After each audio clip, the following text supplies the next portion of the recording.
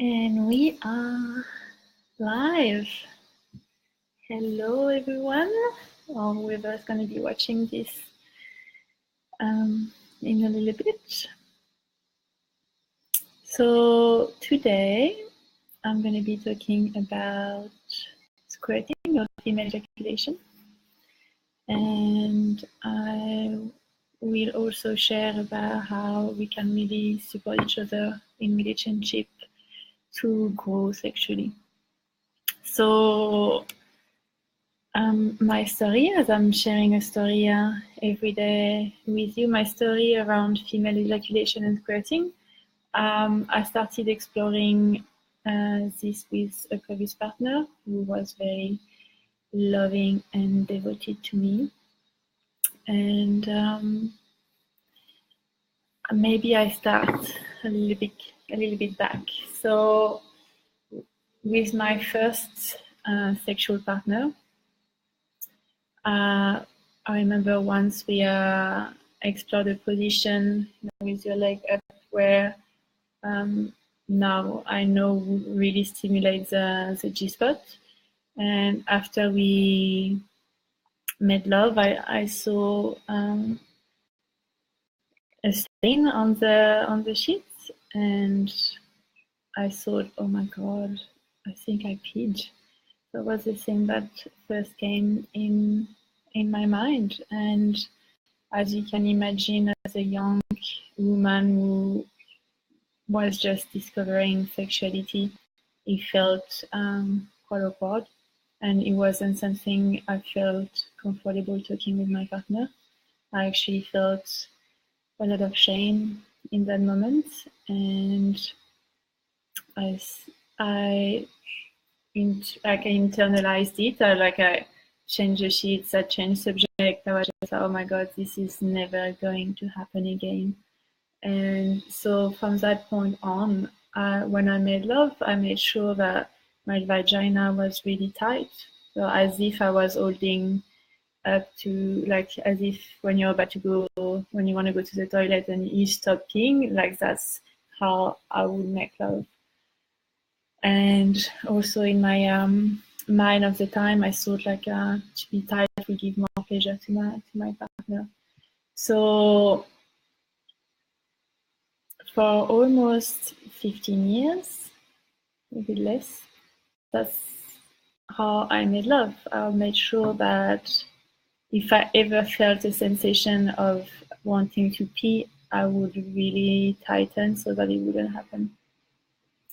I had never heard at the time about female ejaculation and squirting. I think it's a little bit more widespread now, or kind of more of an information that's out there. For me, ejaculation was something that only men did. So yeah, when I came across that information, I was quite excited to explore, but at the same time, like I had a big fear because of my experience. My partner at the time was so sweet and really wanting to support me to explore that. But as you can imagine, after 15 years of thinking it was wrong to have any fluid like coming out, my brain was really wired to not let that happen, and that reflected in my body. So whenever it would stimulate my G-spot, my pussy, my yoni would naturally, as soon as I felt the sensation of peeing, would naturally tighten. So I had to be really present with myself and with the sensation in order to allow myself to relax within that sensation of peeing. It wasn't easy, I can tell you, because it was so connected to a huge amount of shame in me and in my body. My partner at the time would tell me things like, it's okay, you know, even if you wee, doesn't matter. Like he would put towels on the bed and tell me, let it all flow. which really, really helped me to be okay with exploring that, and that if he was going to be pee, that it was fine. So like he would like stimulate me, and I would have to go kind of within and tell myself it's okay, you're safe. And I had already practiced this with opening to him and experiencing deeper state of orgasm, like cervical orgasm or deep vaginal orgasm, through like reminding myself that I was safe. So I would do that. And I remember the first time that a little bit of fluid came out, I felt it go through the duct, like through the canal, and straight away my yoni just went, so this is not going to happen. And then it was like that, and it wasn't going anywhere. So I told my partner, okay, I think we're done for that session. And that there was a huge amount of fear. So, like our bodies hold patterns, hold trauma, and that was a really huge one for me. So when you're exploring sexually with a partner, remembering that if there is a block, it's probably not gonna unblock like that, and to give yourself time and gentleness and acceptance, and knowing that every little step is a win. So for me, that was like, oh, actually, like I allowed myself to relax a little, and something came out. So I was like, okay, next time I know I can relax even more. So the next, we did it a few times, and it was almost like excruciating, the level of awareness and letting go that I had to do. Like the next time that it happened a little, it happened a little, and then my yoni again shut down. But it came with tears and like a lot of emotion. I'm gonna cry. If you don't know me, I feel a lot. And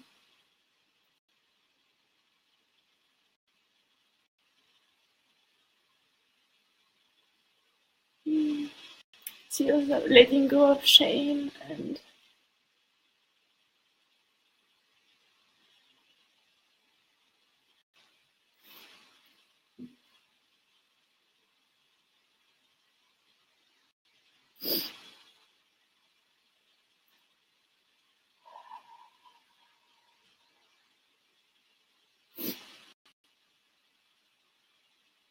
I've had quite an emotional morning, so this is just another layer. If you want to know why, you can go on my wall and read my story that I wrote this morning. Before that, it was really like feeling held by my partner and feeling that I was okay. That was really, really powerful.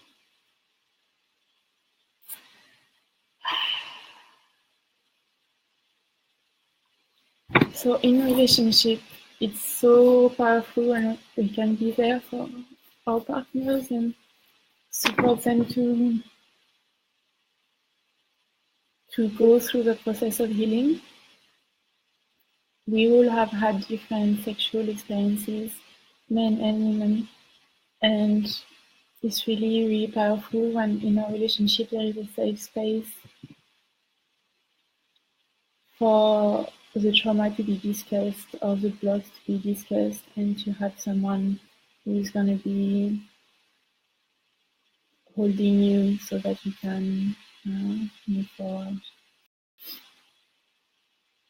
And wherever you are, it doesn't have to be, wherever you are is never going to be where you have to stay. So, for example, I could have given up on even trying to explore squirting, but I just thought it was fun, and I'm always interested in, especially when I feel that there is a block in myself, and I'm really always interested to explore how I can unblock that, and having an amazing partner that would support me in that was a perfect opportunity for me. I've had experiences after that where I had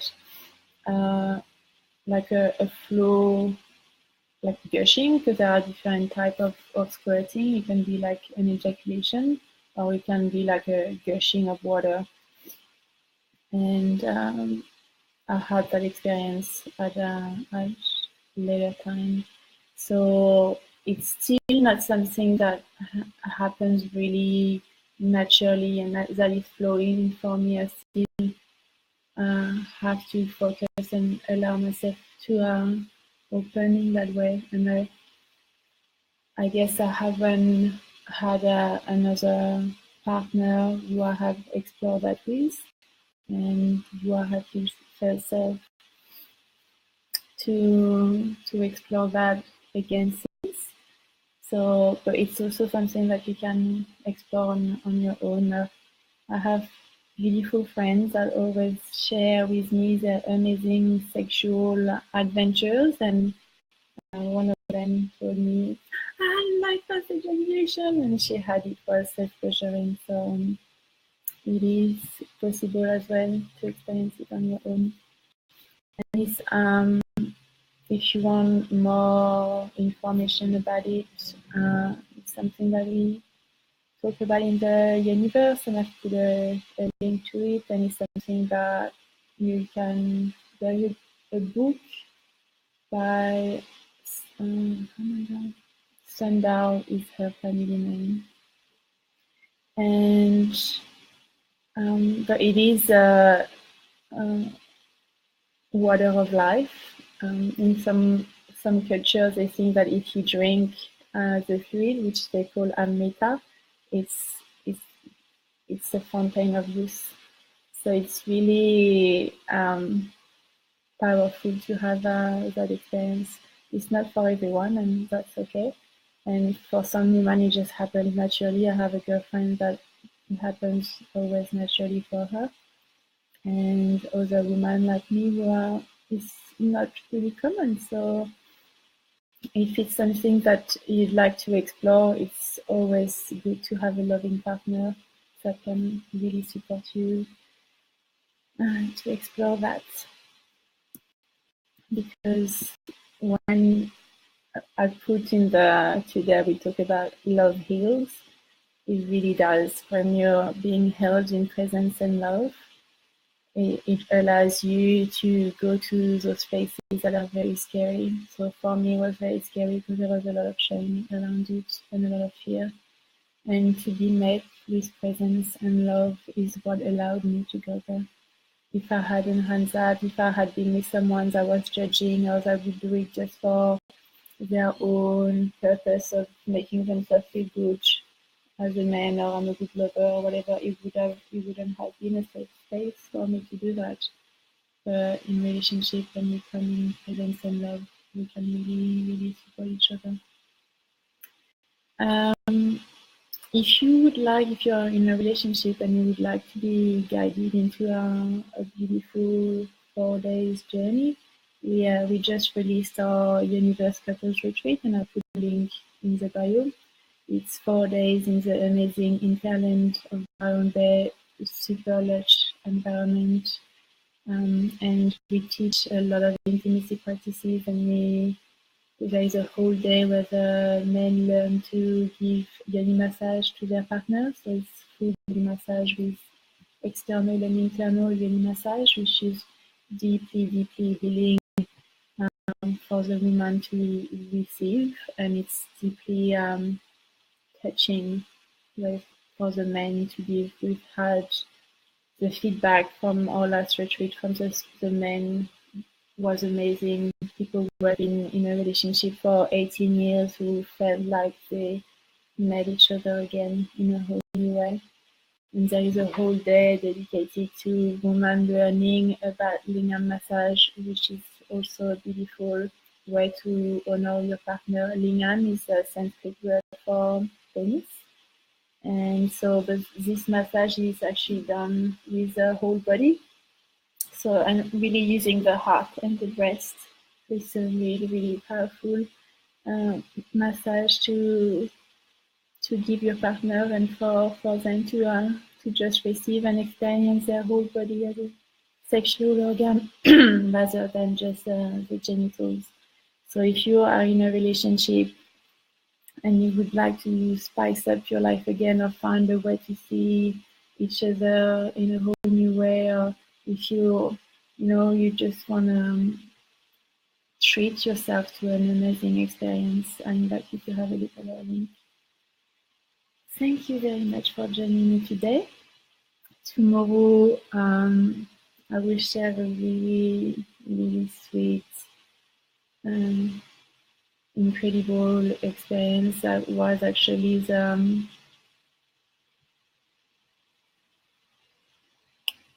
one inspired the universe. So if you'd like to learn where the ideas or what experience created this amazing workshop, or part of it, because it was a co-creation with Bonnie. But like what's the initial idea, what created it, join me tomorrow. I'll be back here at 11. And today is an amazing full moon. Very, very powerful time. It's blue moon, all sorts of moon eclipse thing happening. So have a beautiful time. I'm gonna spend the evening feeling and reflecting and connecting with nature. So I hope you have a beautiful evening and that the eclipse and the moon gives you something beautiful. See you tomorrow.